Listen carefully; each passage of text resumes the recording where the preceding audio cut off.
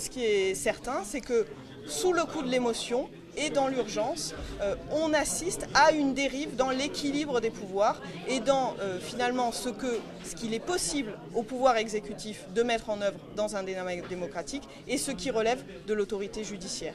Là, clairement, il y a des dérives massives avec cet état d'urgence qui ont été constatées, et le débat en urgence sert à empêcher la contestation. Aujourd'hui, on veut clairement dire qu'il y a une société démocratique qui permet d'assurer la sécurité des citoyens sans tomber dans les dérives de l'état d'urgence qu'on connaît aujourd'hui.